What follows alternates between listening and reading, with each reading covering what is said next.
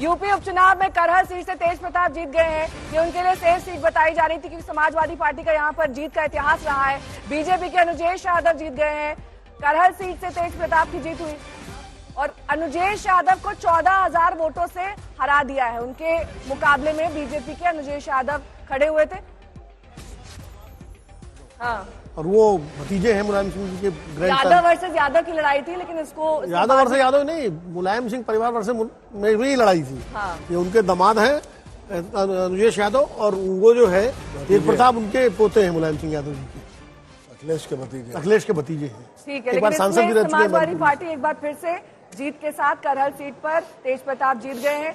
और शहजाद पूनावाला से मेरा सवाल था, शहजाद जी, अगर फडणवीस जी को बना दिया गया सीएम तो शिंदे साहब कैसे सेफ रहेंगे, ये मैं आपसे समझूंगी।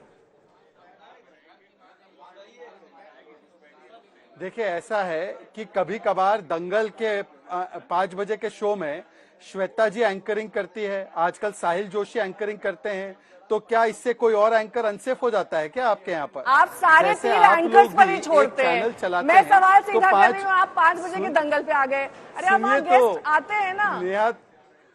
मैं सुनिए, मुझे जवाब, नेहा जी मुझे जवाब तो देने दीजिए। अब थोड़ा क्रिएटिविटी का तो दौर है ना, मैं लौटूंगी आपके पास। मैं लौटूंगी आपके पास। उत्तर प्रदेश उपचुनाव पर सीएम योगी का पहला बयान आ गया है। अब सीएम योगी कह रहे हैं कि पीएम के नेतृत्व पर विश्वास की मोहर लग गई है। देखिए, अब सीएम योगी की तरफ से कहा जा रहा है, बटेंगे तो कटेंगे, एक रहेंगे तो सेफ रहेंगे, यही नारा था। उत्तर प्रदेश हो, झारखंड हो, महाराष्ट्र हो, जिसका जिक्र यहाँ पर शहजाद पूनावाला भी कर रहे हैं, बाकायदा टी शर्ट पहन के आए हैं। अब यही नारा वहां पर सीएम योगी एक बार फिर से दोहराते हुए नजर आ रहे हैं, क्योंकि इसी नारे के साथ दरअसल 3 राज्यों में चुनाव के जो तमाम दिग्गज थे वो उतरे थे, चाहे वो जनसभा हो, चाहे वो उनके बयान हो। यूपी बीजेपी अध्यक्ष का क्या कुछ कहना है, सुनिए। जिस प्रकार से विधानसभा उपचुनावों के रुझान में प्रदर्शित हो रहा कि भारतीय जनता पार्टी बड़ी जीत की ओर आगे बढ़ रही है, और निश्चित रूप से उत्तर प्रदेश की जनता का मैं अभिनंदन करता हूं, सभी मतदाता भाइयों बहनों का, जिन्होंने शांति सुरक्षा के लिए वोट दिया, डेवलपमेंट के लिए वोट दिया, उत्तर प्रदेश की बेहतरी के लिए वोट दिया। और विपक्ष का जो एक नेगेटिव एजेंडा है, नकारात्मक एजेंडा है, और समाज को जाति, भाषा, क्षेत्र के नाम पर बांटकर देश को कमजोर करने का जो एजेंडा है, उस एजेंडे को उत्तर प्रदेश की जनता ने नकार दिया है।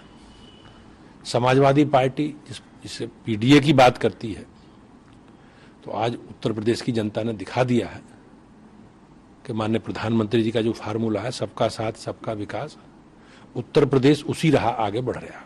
उपचुनाव मैंने कहा, श्री अखिलेश यादव जी का जो पीडीए है वो फर्जी है, परिवार डेवलपमेंट एजेंसी है। उनकी असलियत जनता के सामने आ गई। लोकसभा के चुनाव में जो उन्होंने झूठ बोला, धोखा दिया, फरेब किया, अब वह उनका फरेब चलने वाला नहीं है। समाजवादी पार्टी समाप्तवादी पार्टी बनने वाली है। वो पीडीए के नाम पे राजनीति करते हैं, लेकिन एक दलित की बेटी की हत्यारा करने वाला हत्यारा उनके साथ बैठता है। यह दुर्भाग्यपूर्ण है। इसलिए सपा जैसी पार्टी की राजनीति के अंत का संकेत है 2024 का या विधानसभा उपचुनाव। यहाँ पे प्रशासन ने और जहाँ भारतीय जनता पार्टी के लोगों को खुली छूट दी गई कि मतदान के दिन वो घूमें, और बाहर से भी दूसरी विधानसभा से भी लोग आके गाड़ियों में यहाँ घूम रहे थे। और जहाँ 3 या 4 गाड़ी चलने की अनुमति होती है, वहाँ पे 10-10 गाड़ियां लेकर लोग चल रहे थे। और जिस प्रकार से पूरा माहौल रहा, उसके बावजूद भी समाजवादी पार्टी का जो परफॉर्मेंस रहा है वो सही रहा है। लगता है अभी और सीटें आ सकती हैं, कई राउंड बाकी। हाँ, मैं समझती हूँ कि हम लोग अनुमान लगा रहे हैं कि 4 सीटों पे हम लोग अभी भी जीत सकते हैं।